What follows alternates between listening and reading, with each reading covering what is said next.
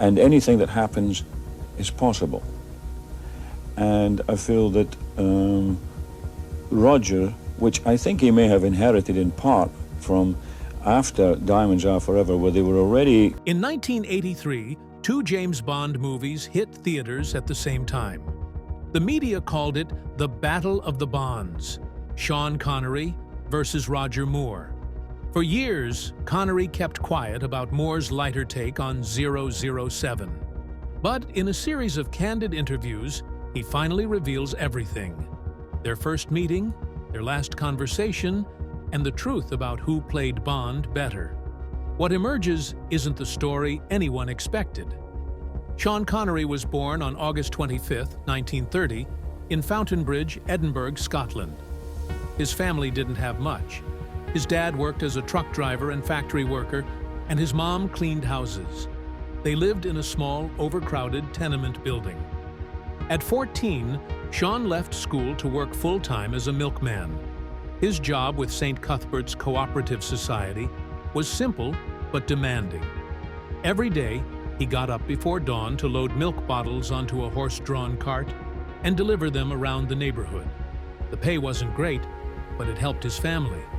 Sean even earned the nickname the Edinburgh Milkman, which stayed with him long after he left the job. When he was 16, Sean joined the Royal Navy. It seemed like an exciting opportunity, but it came with its challenges. He trained as an anti-aircraft gunner and served on an aircraft carrier, the HMS Formidable. But life in the Navy wasn't easy for Sean.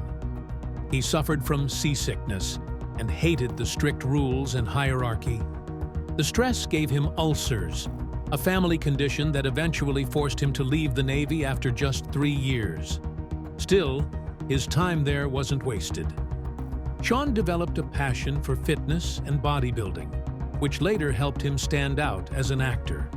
When Sean left the Navy, he returned to Edinburgh and started working a string of odd jobs. He became a lifeguard at a local swimming pool, where his athletic build started to turn heads.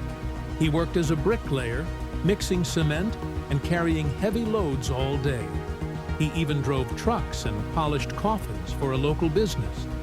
Each job was hard and unglamorous, but they shaped Sean into a resilient and grounded person. Over time, he noticed his body changing and decided to take fitness more seriously. He joined a weightlifting club where he trained under a former Army gym instructor. By the age of 23, Sean was ready to compete in the Mr. Universe bodybuilding contest in London. He stood tall at 6 feet 2 inches, weighed 200 pounds, and had impressive measurements. At the competition, another contestant mentioned auditions for a musical called South Pacific. That one comment changed Sean's life forever. He went for the audition. He had no acting experience, but he had the charisma and presence that casting directors were looking for. Sean got a small role in the chorus, earning just £12 a week. But he worked hard and quickly stood out.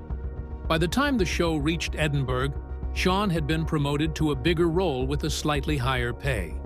When the production returned for another run, Sean was given an even better role, playing Lieutenant Buzz Adams.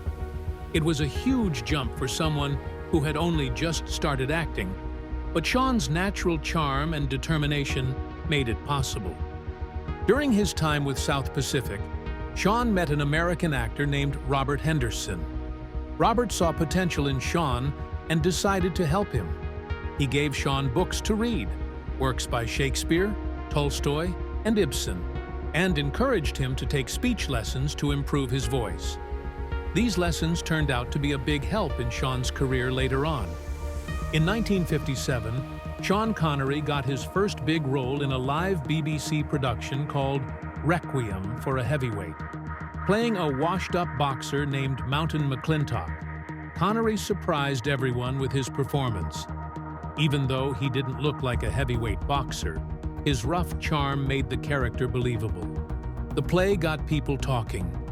Some critics said Connery didn't look the part, but they praised how he brought the character to life. For Connery, this role changed everything.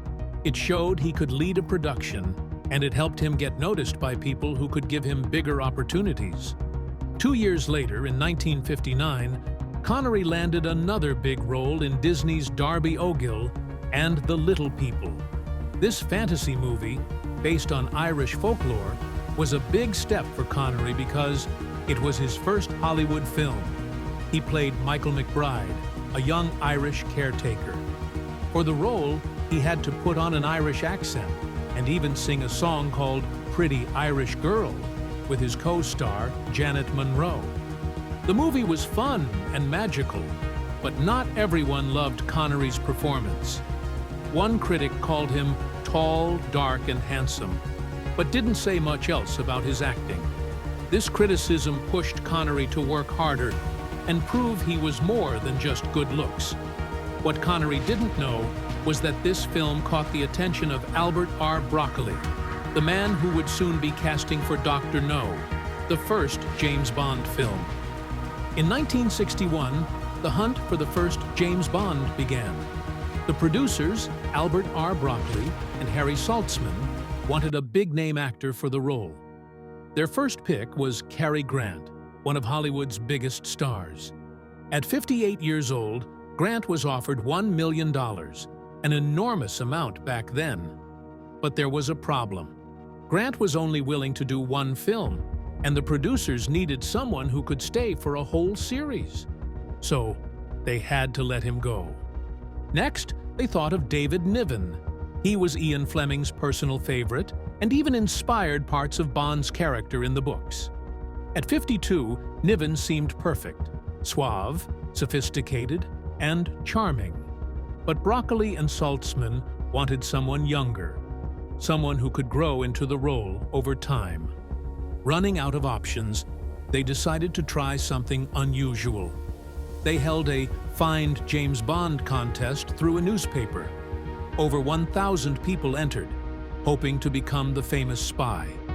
One of them was Peter Anthony, a 28-year-old model with striking looks. He made it to the final 6 and even got a screen test. The producers liked his appearance, but realized he didn't have the acting skills they needed. So, the search went on. Other actors like Patrick McGoohan and Roger Moore were considered, but for various reasons, none of them worked out. Then came Sean Connery. When he first met the producers, he didn't look like Bond at all. He showed up in messy clothes and didn't seem very polished. But there was something about the way he carried himself, confident, almost animal-like. As he walked away from their meeting, one of the producers said, "He moves like a panther." Even though Ian Fleming didn't like him at first, calling him an overgrown stuntman, Connery eventually won them over. Fleming's girlfriend had to convince him, saying Connery's rough charm and masculinity would be perfect for the role. Still, Connery needed some work to become James Bond. The film's director, Terrence Young, took him under his wing. He taught Connery how to dress, talk, and act like the suave spy. Connery spent weeks learning everything, even down to how to hold a cigarette like Bond. By the time Dr. No came out in 1962, he was transformed into the perfect 007. The movie was a gamble. It had a small budget of just $1 million, and nobody knew if audiences would like this new kind of hero. But Dr. No was a hit, earning $59 million worldwide. Connery's performance stood out. His cool introduction, Bond, James Bond, became iconic. He gave the character a mix of charm, danger, and humor that no one had seen before. One scene, where Bond shoots an unarmed man, shocked audiences and showed that this spy wasn't afraid to get his hands dirty. Connery brought something else to the role that made him stand out: his physicality. At 6 feet 2 inches and with a strong athletic build, he looked like someone who could fight and win. His Scottish accent, which Ian Fleming didn't like at first, ended up adding to Bond's unique personality. In fact, Fleming liked Connery's performance so much that he gave Bond a Scottish backstory in one of the later books. Connery's success as Bond kept growing. His second movie, From Russia with Love, 1963, was even bigger than Dr. No. It doubled the budget and made $78 million. Then came Goldfinger in 1964, which took Bond to another level. It introduced the famous Aston Martin DB5 and became the first Bond movie to win an Oscar. By the time Thunderball came out in 1965, the series was a global phenomenon. That movie alone earned $141 million, more than any Bond film before it. But by the time Connery made You Only Live Twice in 1967, he was tired of playing Bond. While filming in Japan, he was constantly followed by paparazzi, even into bathrooms. The constant attention and pressure were too much. He also worried that playing Bond would limit his career. Connery wanted to show he could play more than just a charming spy. In an earlier interview, he explained that he tried to add humor to Bond to make the character more likable. But this backfired because it only made people associate him more with the role. Even outside of work, Connery couldn't escape being Bond. He once said being famous felt like living in a goldfish bowl. Everyone was watching him all the time, and he hated it. As if that wasn't enough, Connery's relationship with the Bond producers, especially Albert "Cubby" Broccoli, was becoming tense. Connery believed he wasn't being paid fairly, even though the Bond movies were making huge amounts of money. For You Only Live Twice, he earned $750,000 plus some royalties, which sounds like a lot. But Connery felt it wasn't enough compared to how much the producers were earning from the franchise's success. He asked for $1 million to do another film, but the producers refused. On top of the money issues, Connery felt Broccoli didn't fully appreciate how much work he put into making Bond a success. During the filming of You Only Live Twice, the production faced problems like script changes and cultural challenges in Japan. Connery felt Broccoli was more focused on making money than fixing these problems or supporting him as the lead actor. This tension made the experience even harder for Connery, who was already struggling with the role. By the time You Only Live Twice was finished, Connery decided he couldn't continue. He announced he was leaving the role, shocking fans and raising questions about the future of the franchise. However, Sean Connery surprised the world when he returned as James Bond in Diamonds Are Forever in 1971. He had left the role after You Only Live Twice in 1967, saying he was done with Bond forever. But United Artists, the studio behind the franchise, needed him back. The previous film, starring George Lazenby, didn't do well, and the studio was desperate. They didn't even go through the usual producers, Saltzman and Broccoli. Instead, they went straight to Connery with an offer too good to ignore. The deal they gave Connery was unheard of at the time. He was offered $1.25 million, more money than anyone thought possible for one movie, plus a share of the film's profits. This was huge, especially since the first Bond movie, Dr. No, had an entire budget of just $1 million. On top of that, the studio promised to fund 2 films of Connery's choice and made sure he didn't have to work with the producers he clashed with before. It was clear they were willing to do whatever it took to bring him back. To keep Connery happy, the production of Diamonds Are Forever was built around him.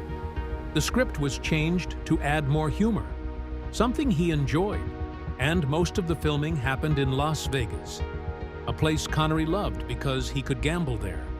Between takes, he often played slot machines, and he even held up filming once to collect his winnings. His massive paycheck meant other parts of the budget, like special effects, had to be cut back, but the film still became a huge success, earning $116 million worldwide. By the end, Connery walked away with over $20 million in today's money. After Diamonds Are Forever, Connery said he was finished with Bond for good. He had played the character 6 times, and while it made him famous, he felt trapped by the role. He wanted to try different types of acting and move on from the franchise. His relationship with the producers had also soured over the years, with arguments about money and creative decisions. The huge paycheck for Diamonds Are Forever was likely the only reason he returned. And once the film was done, he was more determined than ever to leave Bond behind. But in 1983, he shocked everyone again by coming back as Bond in Never Say Never Again. This wasn't part of the official Bond series, but was made after a long legal fight over the rights to the story Thunderball. Connery was hesitant at first, but he eventually agreed after being offered $3 million, profit participation, and creative control. The film's title, suggested by his wife Micheline, was a playful nod to his earlier promise to never return. Never Say Never Again had its challenges since it wasn't part of the official franchise, but it still became a box office hit, earning $160 million worldwide. It even came out the same year as Roger Moore's Octopussy, creating a battle of the Bonds. Despite these twists and turns, Connery's legacy as the original James Bond remains untouchable, and his impact on the character and Hollywood will never be forgotten. Sean Connery's career wasn't just about James Bond. He proved he could shine in so many other roles. One of his biggest moments came in 1987 when he played Jim Malone in The Untouchables. In the movie, he was a tough, street-smart cop helping Kevin Costner's Elliot Ness take down Al Capone. His performance was so powerful that he won an Oscar for it, the only one in his long career. Funny enough, Connery almost didn't take the role because of scheduling problems, but things worked out at the last minute. To prepare, he worked with real Chicago cops and learned their mannerisms. He even nailed a Chicago accent with the help of a coach. His role gave us one of the most memorable lines in movie history. They pull a knife, you pull a gun. That's the Chicago way. While some people said his Bond fame might have influenced the Oscar voters, no one could deny how great he was in this movie. In 1990, Connery starred in The Hunt for Red October. He played a Soviet submarine captain named Marko Ramius, who wanted to defect to the U.S. The movie was a huge hit, earning over $200 million and proving Connery's star power once again. To make his role believable, Connery learned about submarines and even spent time on a mock sub to understand how claustrophobic it could feel. He also worked hard on his Russian accent, even listening to recordings of Soviet leaders. Interestingly, he almost turned down the role, but after some convincing and a bigger paycheck, he joined the cast. His scenes with Alec Baldwin, who played CIA analyst Jack Ryan, were intense and emotional, giving the movie its heart. The film became a Cold War classic and showed Connery could lead a blockbuster without needing to be Bond. A decade later, in 2000, Connery surprised everyone with a deeply emotional role in Finding Forrester. He played William Forrester, a reclusive writer who mentors a young man from the Bronx. This wasn't an action-packed role like his others. Instead, it was about connection, mentorship, and personal growth. Connery brought so much heart to the character, making it one of his best performances. To prepare, he read books by reclusive authors to understand his character better. His scenes with Rob Brown, a newcomer to acting, were raw and touching, especially since Connery guided him both on and off the screen. The movie was a hit and gave us another iconic line, "You're the man now, dog." Fans loved seeing Connery in a role that showed his softer, more thoughtful side. That same year, Connery was knighted by Queen Elizabeth II in his hometown of Edinburgh, Scotland. He wore traditional Scottish attire, complete with a tartan representing his mother's family. Connery had been outspoken about supporting Scottish independence, which reportedly delayed his knighthood by a couple of years. Still, the moment was special for him. He called it one of the proudest days of his life. and his love for Scotland shone through as he accepted the honor. In 2006, Connery decided to retire from acting. He announced it at the American Film Institute's Lifetime Achievement Award ceremony. After over 50 years in the industry, he was ready to step away. His last movie was The League of Extraordinary Gentlemen in 2003, which he found frustrating to make. He was also unhappy with how Hollywood was focusing more on flashy effects than on good stories. Even when Steven Spielberg asked him to return as Indiana Jones's father in Indiana Jones and the Kingdom of the Crystal Skull, Connery said no, joking that retirement was too much fun. He spent his later years writing his memoirs and supporting causes he cared about. Sean Connery and Roger Moore, the two legendary James Bond actors, were close friends long before either of them became 007. They first met in the early 1960s while working on a TV project. Right away, they got along because they had similar backgrounds and shared a great sense of humor. Even though Hollywood was full of rivalries at the time, especially among actors fighting for the same roles, Connery and Moore didn't let competition come between them. Later, when they both played Bond, their friendship stayed strong. One thing they loved to do together was play golf. Both of them were huge golf fans, and they would often meet up to play a round. These games gave them a chance to relax, share stories about their work, and just enjoy being themselves away from the spotlight. It was during one of these golf outings in 1972 that Connery jokingly told Moore he could be the next Bond. And not long after, that's exactly what happened. Their friendship wasn't just about work or golf. Their families were also close. Connery and Moore's wives became good friends, and the couples often went on vacations together.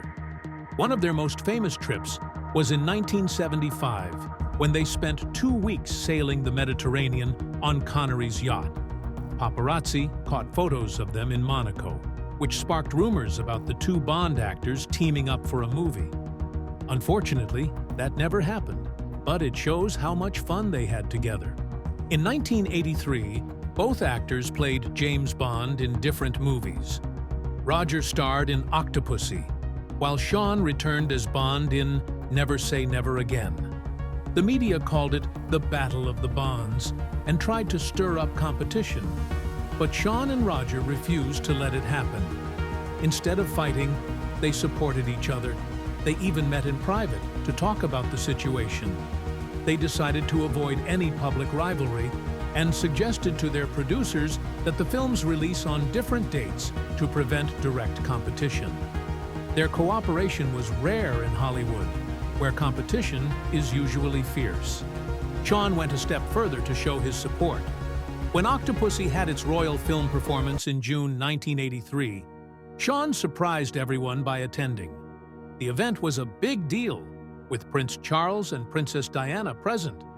Sean's appearance made headlines and sent a clear message. There was no bad blood between the two Bonds. Their friendship went beyond James Bond. In 1971, when Sean was thinking about returning as Bond for Diamonds Are Forever, Roger was also being considered for the role. But instead of competing, Roger encouraged Sean to take it, even though it delayed his own chance to play Bond. Years later, Sean returned the favor. While producing the first great train robbery in 1976, Sean wanted Roger to play a role in the film. Although it didn't work out due to scheduling, the offer showed how much Sean valued Roger. Similarly, when Roger worked on The Wild Geese in 1978, he asked Sean for advice about handling action scenes. They were always there to help each other. One of the most touching moments in their friendship came in 1988, when Sean won an Academy Award for The Untouchables. Roger was one of the first to call and congratulate him. Later, Sean said Roger's kind words meant more to him than the award itself. Their bond wasn't just professional, it was personal. As they grew older, their friendship only got stronger. They often supported each other's charity work. In 2003, they co-hosted a gala in London to raise money for UNICEF. a cause close to Roger's heart. The event raised over £1 million and showed how well they worked together, even after all those years. Their families were close too. Sean's son, Jason, and Roger's children often spent time together, creating a bond that went beyond just the two men. Roger even wrote about their friendship in his autobiography, My Word is My Bond. He shared a story from 1992 when they both happened to be in New York for separate events. They found out they were staying at the same hotel and ended up spending the whole night laughing and reminiscing. It was moments like these that showed how much they cared for each other. In their later years, when both retired from acting, they kept in touch through weekly phone calls. Roger once said, "We may not be able to golf together anymore, but we can still share a laugh about the good old days." In a 1981 interview, Connery shared his thoughts in a straightforward but polite way. He felt Moore's Bond was too focused on humor, which sometimes weakened the impact of key moments. One example Connery mentioned was a scene in For Your Eyes Only, where Moore's Bond waves at villains during a car chase.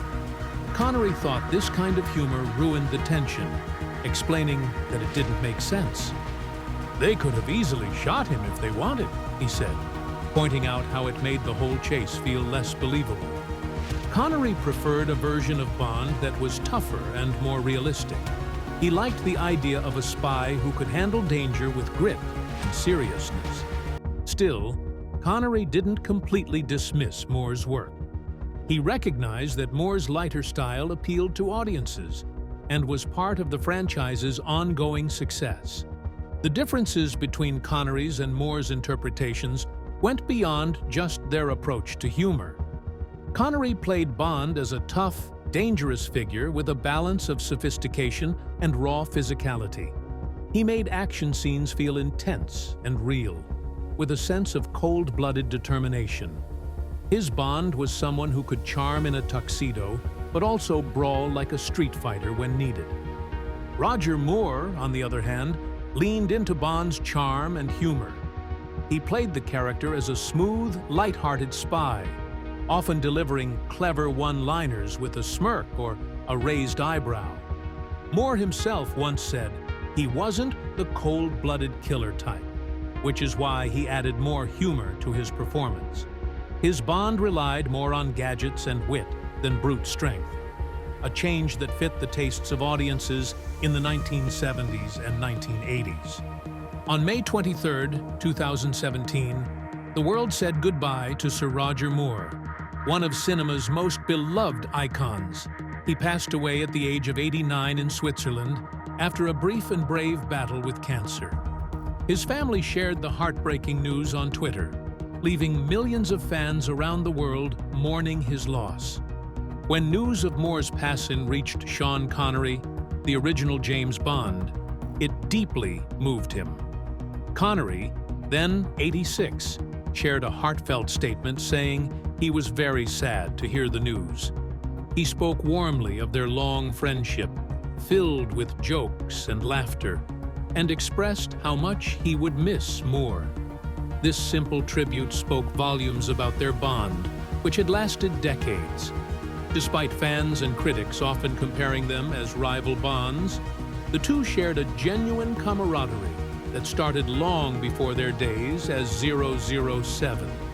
Connery's description of their relationship as being filled with jokes and laughter paints a picture of two men who didn't take their rivalry too seriously.